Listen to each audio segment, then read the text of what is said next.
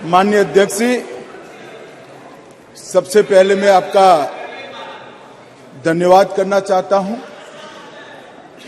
कि एक युग बदलने वाले विधेयक पर बोलने के लिए आपने मुझे अनुमति दी है।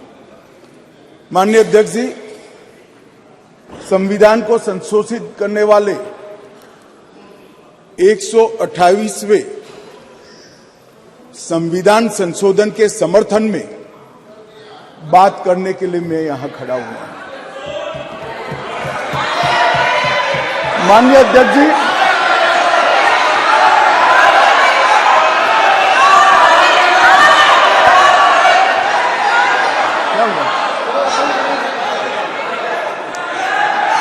माननीय अध्यक्ष जी,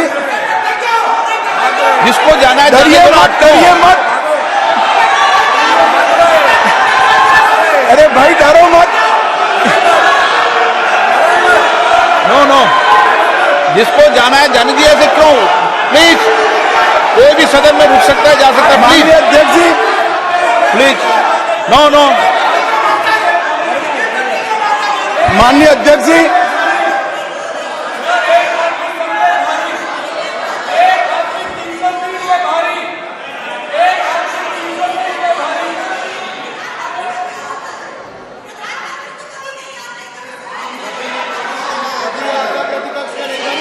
माननीय गृह मंत्री जी, माननीय अध्यक्ष जी,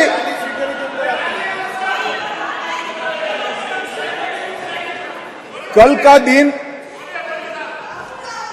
भारतीय संसद के इतिहास में स्वर्ण अक्षरों से लिखा जाएगा। कल गणेश चतुर्थी थी, कल संवत्सरी थी, कल नए सदन का पहली बार कार्य का श्री गणेश हुआ और कल ही के दिन वर्षों से जो लंबित था वो महिलाओं को आरक्षण अधिकार देने का बिल इस सदन में पेश हुआ। माननीय अध्यक्ष जी, आपके माध्यम से मैं इस सदन के नेता और देश के प्रधानमंत्री श्रीमान नरेंद्र मोदी जी को हृदय से साधुवाद देना चाहता हूं कि 140 करोड़ की आबादी में 50% जिसका हिस्सा है वो मातृशक्ति को सच अर्थ में सम्मानित करने का काम माननीय प्रधानमंत्री जी ने किया है। माननीय अध्यक्ष जी, ये जो संविधान संशोधन है, ये संविधान संशोधन जैसे ही दोनों सदन सबके सहयोग से पारित करते हैं, उसके साथ ही देश की लोकसभा और देश के सभी राज्यों की विधानसभाओं में 1/3 स्थान मातृशक्ति के लिए आरक्षित हो जाए। इसलिए ये बिल के अंदर अनुच्छेद 239A जो दिल्ली की विधानसभा से संबंधित है, उसमें बदलाव लेकर मेरे साथी मंत्री मेघवाल जी आए हैं। नया अनुच्छेद 330A जो लोकसभा में 1/3 मातृशक्ति का आरक्षण करेगा। नया अनुच्छेद 332A जो राज्यों की विधानसभा में 1/3 मातृशक्ति का आरक्षण करेगा और इसके साथ साथ SC और ST वर्ग के लिए जितनी भी सीटें रिजर्व है उसमें भी 1/3 सीटें मातृशक्ति के लिए आरक्षित हो जाएगी।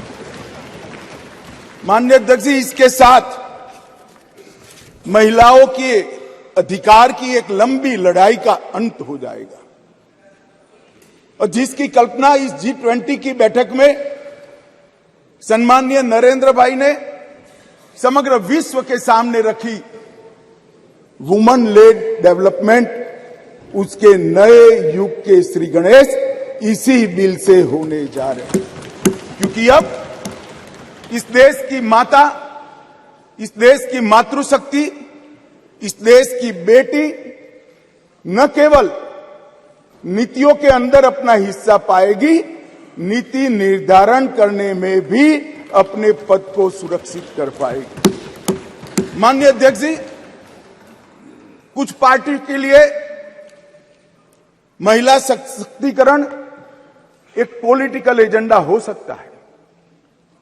कुछ पार्टियों के लिए महिला सशक्तिकरण, माननीय अध्यक्ष जी, एक राजनीतिक मुद्दा हो सकता है। कुछ पार्टियों के लिए महिला सशक्तिकरण का नारा ये चुनाव जीतने का एक हथियार हो सकता है, परंतु मेरी पार्टी और मेरे नेता नरेंद्र मोदी जी के लिए महिला सशक्तिकरण राजनीतिक मुद्दा नहीं है।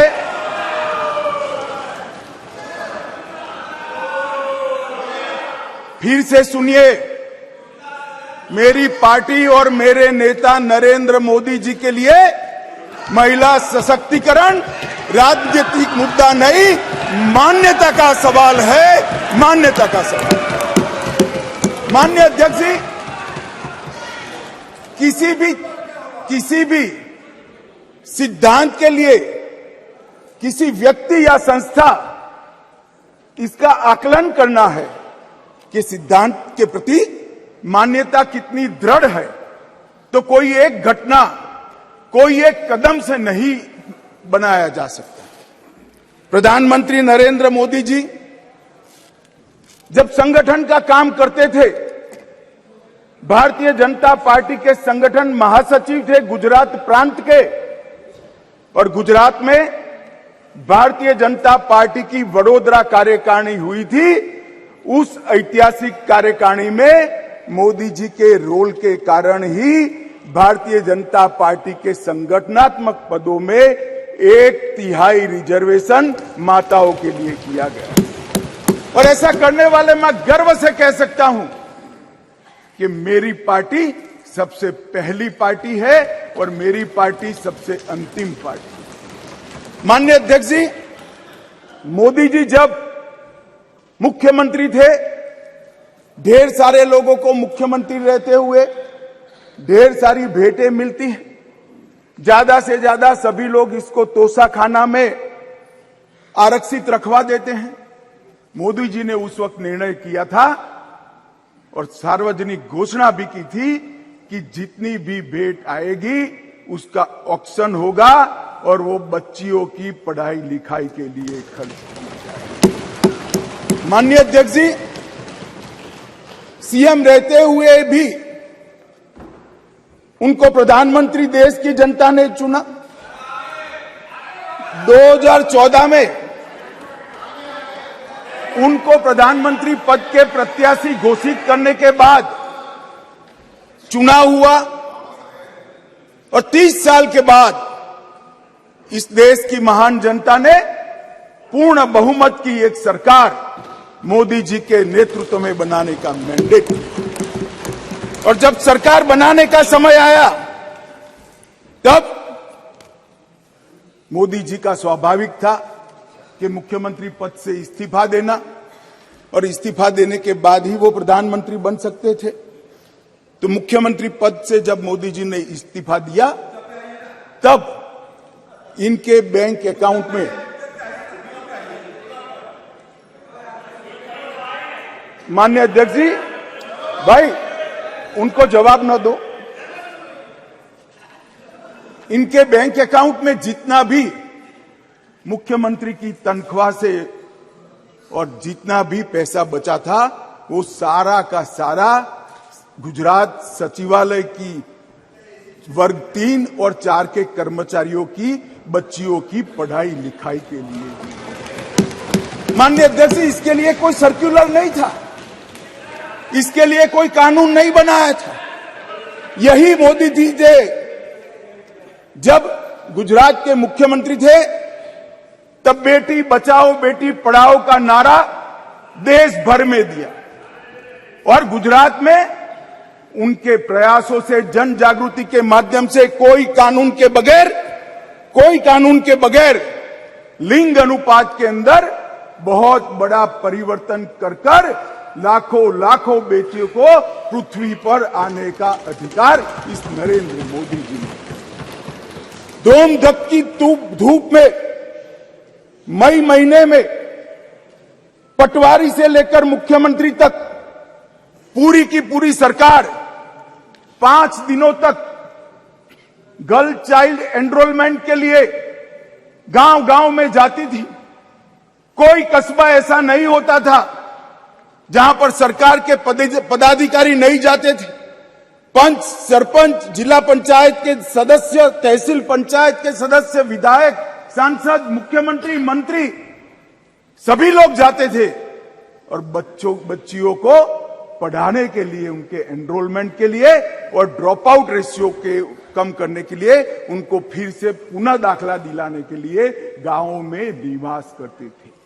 माननीय अध्यक्ष जी, बेटी बचाओ बेटी पढ़ाओ, इसका परिणाम क्या था?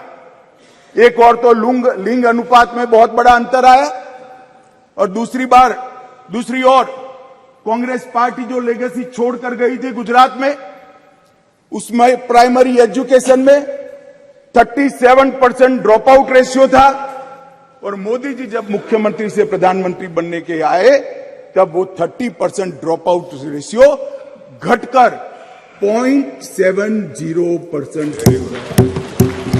माननीय अध्यक्ष जी, इसलिए मैं कहता हूं कि हमारे लिए राजनीतिक मुद्दा नहीं है, हमारी मान्यता का मुद्दा है, हमारे स्वभाव का मुद्दा है, हमारी कार्य संस्कृति का मुद्दा है। माननीय अध्यक्ष जी, जहां तक नरेंद्र मोदी जी की केंद्र में सरकार बनी, ये कह रहे हैं कि पहले भी हुआ था, पहले रोक लिया गया, ये सब बातें तो मैं बाद में बताता हूं। परंतु ये जो महिला सशक्तिकरण की बात है, ये संविधान संशोधन से जुड़ी हुई नहीं है। महिलाओं के लिए सुरक्षा, सम्मान और सहभागिता, ये तीनों चीजें जिस दिन मोदी जी ने इस देश के प्रधानमंत्री पद का शपथ लिया, जिस दिन से भारतीय जनता पार्टी की सरकार बनी, इस सरकार का श्वास और प्राण दोनों बने हुए हैं। माननीय अध्यक्ष, कई ऐसी चीजें हैं जो हुई है। आज मैं कहना चाहता हूं माननीय अध्यक्ष जी, जिस दिन मोदी जी इस देश के प्रधानमंत्री बने, इस देश के 70 करोड़ लोग ऐसे थे जिनके घर में बैंक अकाउंट नहीं था। मोदी जी ने जनधन योजना चालू करी, बैंक अकाउंट खोलने का अभियान चालू किया, 52 करोड़ बैंक अकाउंट खोले गए और 52 करोड़ बैंक अकाउंट में से 70% बैंक अकाउंट माताओं के नाम से खोले गए। माननीय अध्यक्ष जी, माताओं के नाम से आज महिला सशक्तिकरण हुआ है। सारी योजनाओं का जो पैसा जा रहा है, माननीय अध्यक्ष जी,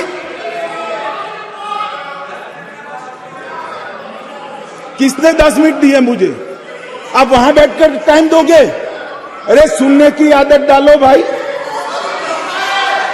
आप वहां बैठकर मुझे टाइम दोगे? माननीय सदस्य प्लीज, मैं मेरी पार्टी के टाइम में बोल रहा हूं। आप कौन फैसला करने वाले होते हैं? माननीय गृह मंत्री जी। माननीय अध्यक्ष जी, आज कोई भी स्कीम का पैसा जाता है तो वो महिला के बैंक अकाउंट के अंदर जाता है। माननीय अध्यक्ष जी, कांग्रेस ने इस देश में 5 दशक से ज्यादा शासन किया। 11 करोड़ परिवार ऐसे थे जहां शौचालय नहीं था। गरीबी हटाओ के नारे दिए, मगर गरीबों की कोई व्यवस्था नहीं कर पाई थी। और जब एक घर में एक शौचालय नहीं होता है तो मान्यवर, सबसे ज्यादा तकलीफ युवा बेटी, बहन और मां को होती है। मान्यवर, शौचालय न होने की पीड़ा तो वही जान सकते हैं जिनके घर में युवा बेटी हो और शौचालय न हो। 11 करोड़ घर ऐसे थे जिनके घर में शौचालय नहीं था। मोदी जी ने पहले 5 साल के अंदर ही 11 करोड़ 72 लाख सदन की सहमति हो तो इस विधेयक के प्रस्ताव को पारित होने तक और चर्चा होने तक सदन का समय बढ़ाया जाए। माननीय गृह मंत्री जी। मान्यवर, ये 11 करोड़ 72 लाख शौचालय बने, किसका एम्पावरमेंट हुआ? ये 11 करोड़ 72 लाख शौचालय बनने से माताओं का, बहनों का, बेटियों का सम्मान हुआ, उनका सशक्तिकरण हुआ। 10 करोड़ परिवार धुएं से युक्त थे, कंडे और टहनियां जलाकर आंख का नेत्रमणि खत्म हो जाता था, फेफड़े फाइब्रोसिस से भर जाते थे। 10 करोड़ घरों में एलपीजी का मुफ्त कनेक्शन देकर माताओं का सशक्तिकरण करने का काम किया। 3 करोड़ से ज्यादा माताओं को घर दिया, और वो घर माता के नाम से करने का काम हमारे प्रधानमंत्री नरेंद्र मोदी जी। मान्यवर, 12 करोड़ घर ऐसे थे जहां पीने का पानी नहीं था।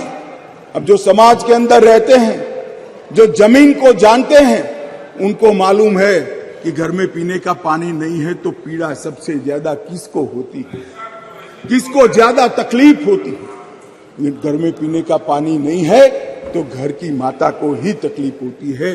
12 करोड़ परिवारों के घर में नल से जल पहुंचाने का काम नरेंद्र मोदी जी। हर घर के अंदर 80 करोड़ लोगों को हर घर में प्रति व्यक्ति प्रति माह 5 किलो अनाज फ्री ऑफ कॉस्ट देने की शुरुआत की। जब चूल्हा नहीं जलता है ना मान्यवर, बच्चे भूखे रहते हैं, तो सबसे बड़ा चूल्हा तो नहीं जलता है मगर मां का दिल जलता है। मान्यवर, मां का दिल जलता है। ये भूखे परिवारों को 5 किलो अनाज प्रति व्यक्ति देने का काम हमारे नेता नरेंद्र मोदी जी ने। 3 करोड़ 18 लाख सुकन्या समृद्धि खाते खोले। मान्यवर, 3 करोड़ महिलाओं को मातृवंदना योजना के तहत फायदा पहुंचाया। मान्यवर, लगभग 26 सप्ताह का मातृत्व अवकाश, पेड मैटरनिटी लीव देने का काम हमारे नेता नरेंद्र मोदी जी ने। और एम्पावरमेंट क्या होता है माननीय अध्यक्ष जी? आज दुनिया भर में विमान उड़ाने वाले पायलट में महिलाओं की संख्या 5% है, भारत में 15% है, और 10 साल में बढ़ेगी। इसको एम्पावरमेंट। मान्यवर, हम ये जो बिल लेकर आए हैं,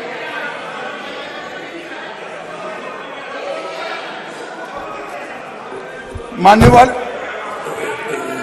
ये जो बिल लेकर हम आए हैं, कई सारी साथी महिला सांसदों ने कहा कि महिला को रिजर्वेशन देकर नीचा नहीं दिखाना चाहिए, महिला भी उतनी ही सशक्त है जितना पुरुष सशक्त है। मैं आपसे एक कदम आगे जाता हूं, महिला पुरुष से भी ज्यादा सशक्त है, महिला पुरुष से भी ज्यादा है।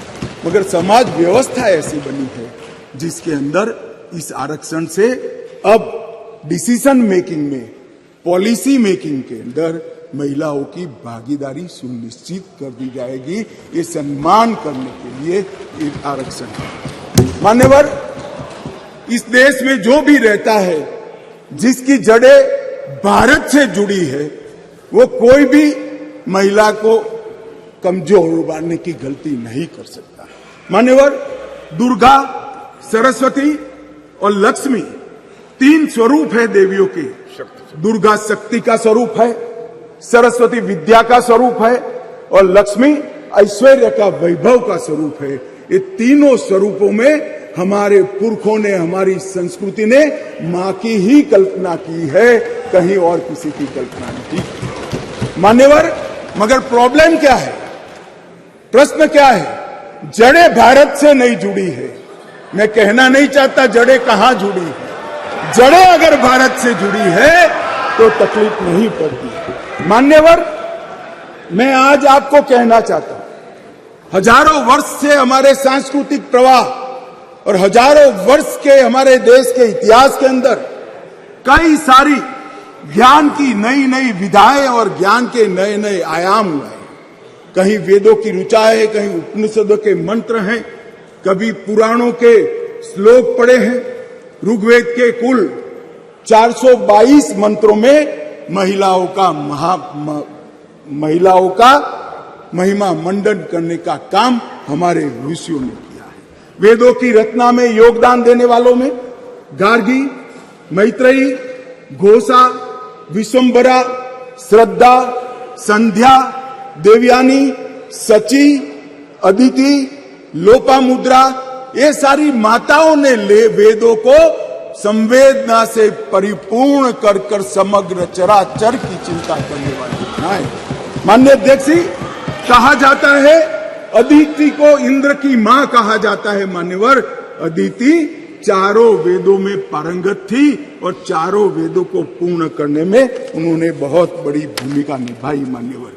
मान्यवर, शासन की बात करें तो 10वीं शताब्दी में कश्मीर की रानी दिद्दा, कातकीय वंश की रुद्रमा 13वीं शताब्दी में रानी दुर्गावती, शिवाजी को शिवाजी बनाने वाली जिजाऊ, रानी चेन्नम्मा, महारानी अब्बका और महारानी लक्ष्मीबाई को इस देश का समाज और इतिहास कभी भूल नहीं सकता। मान्यवर, शिक्षा और समाज सेवा के क्षेत्र में गार्गी, मैत्रेयी, सुलभा, वड़वा, प्रतिथेयी, अरुंधति और सावित्रीबाई फुले ने इस समाज को संपूर्ण बनाने के लिए अपना योगदान दिया।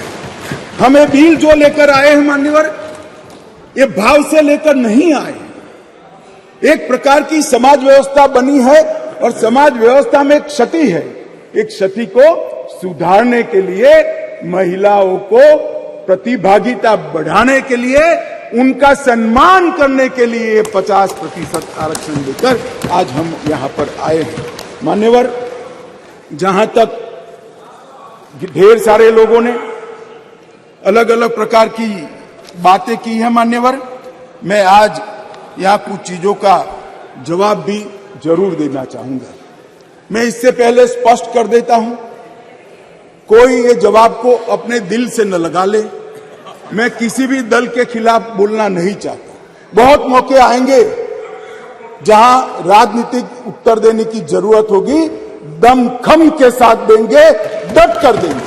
परंतु एक ऐसा मौका है जिसमें ये सदन ने समग्र देश को ही नहीं मान्यवर, आपके माध्यम से समग्र विश्व को ये संदेश देने की जरूरत है कि मोदी जी ने जिसकी कल्पना करी, एक वुमन लेड डेवलपमेंट के लिए पूरा सदन एक मत। मान्यवर, मगर कुछ चीजें यहां कही गई है, इसलिए मेरा बहुत जरूरी है कि इसकी स्पष्टता कर दी जाए।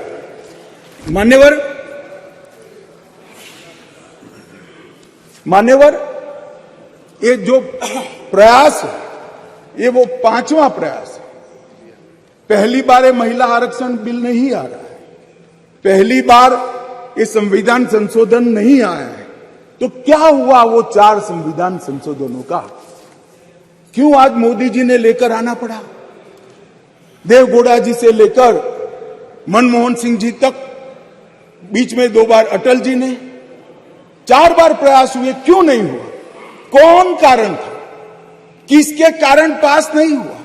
क्या प्रयास अधूरे थे? क्या मंशा अधूरी थी? या कुछ लोगों ने इस प्रकार का किया कि आगे हो ही न पाए? मान्यवर, ये मैं जरूर बताना चाहता हूं। मान्यवर, सबसे पहले इस संविधान संशोधन विधेयक 81वें संशोधन विधेयक के रूप में 12 सितंबर 1996 में आया, देवगौड़ा जी लाए।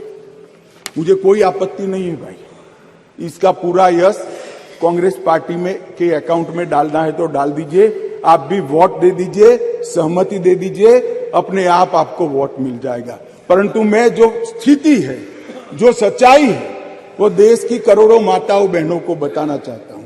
ये विधेयक को पहली बार लेकर आए एचडी देवगौड़ा प्रधानमंत्री जी थे, तब ये सरकार लेकर आई। मान्यवर, उस वक्त कांग्रेस पार्टी विपक्ष में बैठा करती थी। देवगौड़ा जी की नहीं, और उनके ही कारण गिर गई थी, सरकार में नहीं थे, सरकार में नहीं थे। अरे बैठो यार।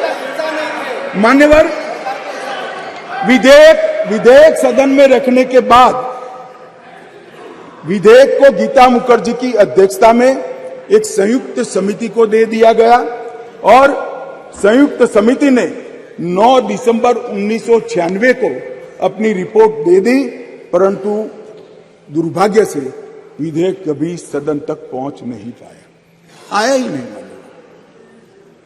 क्या हुआ मालूम नहीं। और जब 11वीं लोकसभा का विघटन हो गया तो अनुच्छेद 107 के तहत इस विधेयक को लैप्स माना गया और विधेयक वहीं चला गया। मान्यवर, फिर अटल जी प्रधानमंत्री बने। 14 दिसंबर 1998 में 84वां संविधान संशोधन विधेयक आया और ये विधेयक 12वीं लोकसभा के विघटन के साथ समाप्त हो गया, क्योंकि इसको पेश ही नहीं करने दिया। कुछ दृश्य हुए थे इस सदन में, मैं बोलना नहीं चाहता। अडवाणी जी के हाथ से बिल छीन लिए गए। नहीं, वो ठीक है भैया। नहीं, अभी भी कर रहे हो ना आप, अभी भी कर रहे हो मान्यवर। और 12वीं लोकसभा के साथ अनुच्छेद 107 के तहत वो विलोपित हो गया। अभी फिर 13वीं लोकसभा में अटल जी ही प्रधानमंत्री थे और हम फिर से बिल लेकर आए और उस पर भी चर्चा नहीं हो पाई। अब किसने नहीं की इसमें मैं जाना नहीं चाहता, क्योंकि आज मैं किसी को दोषारोपण करने के लिए नहीं आया हूं। मगर इस संसद ने, इस सम्मानीय गृह ने कभी न देखे हो इस प्रकार के कुछ दृश्य 13वीं लोकसभा में देखे, जो पुराने अनुभवी सांसद है उन्होंने देखे हैं मान्यवर।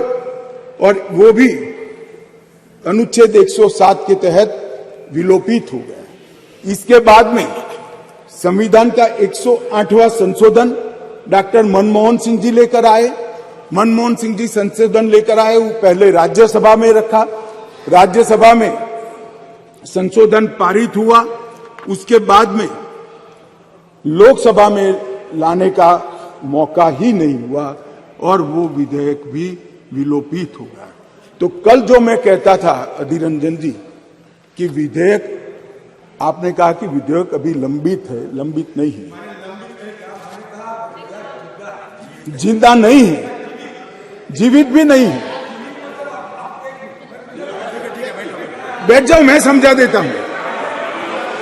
आप बैठ जाइए, मैं समझा देता हूं। मान्यवर, जब लोकसभा का विघटन होता है, लोकसभा जब विघटित हो जाती है तो अनुच्छेद 107 के तहत लंबित विधेयक जितने भी है वो विलोपित हो जाते हैं, यहां पर नहीं रहते। नहीं, कल उन्होंने सवाल किया था कि विधेयक क्यों फिर से लाना पड़ा, हमारा विधेयक पड़ा है, नहीं पड़ा है इसलिए विधेयक फिर से लाना।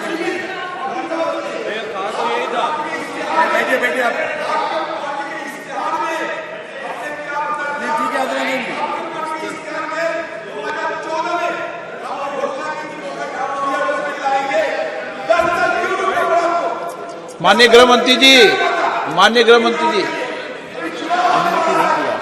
माननीय गृह मंत्री जी को अनुमति नहीं दी आप। मान्यवर, मुझसे 10 साल का हिसाब मांग रहे हैं, अपने 60 साल का हिसाब नहीं देते हैं। अब कौन समझाए, देश की जनता देख रही है।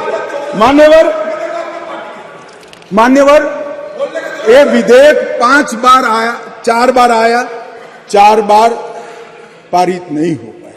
हर बार इस देश की मातृशक्ति को हमारे सदन ने निराश किया है। मैं आज पक्ष विपक्ष के सभी दलों से प्रार्थना करना चाहता हूं कि हम सब एकत्रित होकर ये नई शुरुआत को आज सर्वानुमत से संविधान को संशोधित कर मातृशक्ति को आरक्षण देने का मान्यवर, मैंने पहले ही कहा कि मैं कोई राजनीतिक उठापटक या जवाब देना नहीं चाहता, परंतु कई सारे सवाल उठाए गए। हमारी मंशा पर भी सवाल उठाए कि भाई तुरंत अमल में क्यों नहीं लाते हैं, डिलिमिटेशन कमीशन क्यों और 2026 क्यों। मैं सारी चीजों का एक एक कर जवाब देना चाहता हूं। माननीय अध्यक्ष जी, पार्लियामेंट में रिजर्वेशन की जो प्रोविजन है वो आर्टिकल 330 में है और ये इसी तरह से विधानसभाओं में आरक्षण का जो प्रावधान है ये आर्टिकल 332 में है। ये दोनों रिजर्वेशन अनुसूचित जाति और जनजाति को लागू होती है, दोनों को लागू होती है। मान्यवर, अभी बहुत सारे सवाल उठाए गए, ओबीसी क्यों नहीं, डिलिमिटेशन कमीशन क्यों और क्यों इतनी देरी कर रहे हैं। मैं सारों के जवाब देना चाहता हूं। सबसे पहला जवाब इस बात का है कि अभी जो विद्यमान संविधान है उसमें 3 कैटेगरी के सांसद यहां चुनकर आते हैं। एक सामान्य कैटेगरी से आते हैं जिसमें हमारे ओबीसी भाई भी होते हैं, बहनें भी होती हैं। दूसरा एससी कैटेगरी से आते हैं और तीसरा एसटी कैटेगरी। अभी ये 3 ही कैटेगरी उपलब्ध है मान्यवर। ये तीनों कैटेगरी में हमने 33% रिजर्वेशन माताओं का कर दिया है। और जहां तक सवाल है कि ऐसा क्यों किया, जो आगे मैंने कहा कि डिलिमिटेशन कमीशन क्यों बनाया, प्रोविजन क्यों रखा है और 2026 क्यों, मैं अब इस पर आता हूं मान्यवर। अभी जो संविधान संशोधन आया है इसमें आर्टिकल 330A और आर्टिकल 332A इसके माध्यम से वुमेन रिजर्वेशन का प्रोविजन हमने किया है और इसी के साथ साथ तीनों कैटेगरी में, सामान्य कैटेगरी में, एससी कैटेगरी में और एसटी कैटेगरी में वर्टिकल रिजर्वेशन देकर 1/3 सीटों को महिलाओं के लिए, माताओं के लिए आरक्षित करने का काम ये संविधान संशोधन जो मेघवाल जी लाए हैं उसको लेकर आए हैं। मान्यवर, अब डिलिमिटेशन कमीशन को पहले हम समझ लें। डिलिमिटेशन कमीशन हमारे देश की चुनाव प्रक्रिया को निर्धारित करने वाली एक महत्वपूर्ण इकाई का कानूनी प्रावधान है और वो अपॉइंटमेंट से होती है, मगर वो क्वासा जुडिशियल प्रोसीडिंग्स होती है। इसकी अध्यक्षता सुप्रीम कोर्ट के रिटायर्ड जज करते हैं। इसके अंदर चुनाव आयुक्त के एक प्रतिनिधि भी होते हैं और भी 2-3 संस्थाओं के प्रतिनिधि होते हैं जो चुनाव की प्रक्रिया के साथ जुड़े हुए होते हैं और इसके कानून के तहत सभी मान्य राजनीतिक दलों के एक सदस्य भी उस डिलिमिटेशन कमीशन के मेंबर होते हैं। अब 1/3 मान्यवर 1/3 सीटों का रिजर्वेशन करना है तो वो सीटों कौन तय करेगा? ये जो कह रहे हैं क्यों नहीं कर देते, कौन करे? हम करें और फिर वायनाड रिजर्व हो गया है तो आप क्या करोगे? हमको कहोगे कि भाई पॉलिटिकल कर दिया। ओवैसी साहब नहीं, अगर हैदराबाद रिजर्वेशन होगा, रिजर्व हो गया तो कहोगे कि भाई पॉलिटिकल रिजर्वेशन कर दिया। इसलिए ये बहुत अच्छा है कि ये डिलिमिटेशन कमीशन जो क्वासा जुडिशियल प्रोसीडिंग से चलता है, हर राज्य में जाकर, हर क्षेत्र में जाकर ओपन हियरिंग देकर ट्रांसपेरेंट पद्धति से इसका नीति निर्धारण करता है, वो डिलिमिटेशन कमीशन से इसका निर्धारण हो। इसके पीछे केवल और केवल पारदर्शिता का ही सवाल है मान्यवर। कोई पक्षापक्षी नहीं होनी चाहिए और मान्यवर, मैं इतना ही कहना चाहता हूं कि कुछ लोगों ने आज सोशल मीडिया में भूमिका बनाना शुरू की है।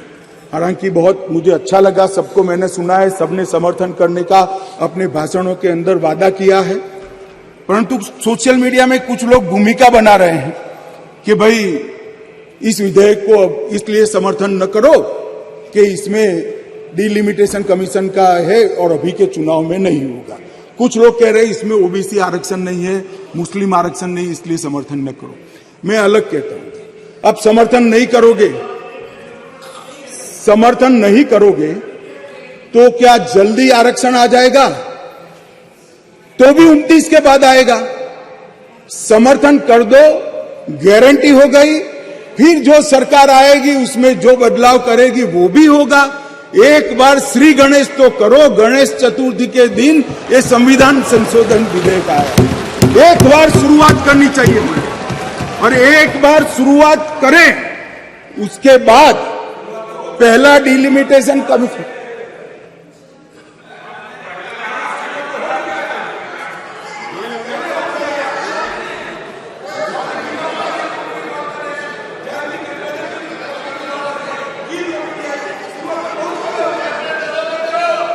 मगर पारित नहीं हुआ मान्यवर। ये कमेटी में रखना ही शुरुआत मानते हैं। इनके जो नारे हैं गरीबी हटाओ जैसे हैं, 50 साल हो जाए मगर गरीबी नहीं हटती। हम ऐसे नहीं है मान्यवर। हम तो जो कहते हैं मोदी जी के नेतृत्व में जो कहा जाता है वो किया जाता है मान्यवर। इससे कोई देरी नहीं होनी है। चुनाव के बाद तुरंत ही जनगणना और डिलिमिटेशन दोनों होंगे और बहुत जल्द ये दिन आएगा कि सदन में 1/3 माताएं यहां बैठकर देश के भाग्य को तय करती होगी मान्यवर। अभी हमारे साथी सांसद अभी चले गए। उन्होंने कहा देश जो लोग चलाते हैं, अब सब लोगों की अपनी अपनी समझ होती है। उन्होंने कहा कि देश जो लोग चलाते हैं उसमें सिर्फ 3 ओबीसी है। अब इनकी समझ है कि देश सेक्रेटरी चलाते हैं, मेरी समझ है देश सरकार चलाती है मान्यवर। संविधान की स्कीम है, देश की नीतियों का निर्धारण इस देश की कैबिनेट करती है, इस देश की सरकार करती है, इस देश की संसद करती है। और आंकड़े अगर आपको चाहिए तो मैं बता देता हूं, सुनने के लिए आप बैठे नहीं हो। भारतीय जनता पार्टी के सांसद में 29%, 85 सांसद ओबीसी कैटेगरी के हैं। कंपैरिजन करना है तो आ जाइए। और मान्यवर मंत्री भी 29 ओबीसी कैटेगरी के हैं मान्यवर। सस्ते चुनावी वादे करना और पॉलिटिकल भाषण करना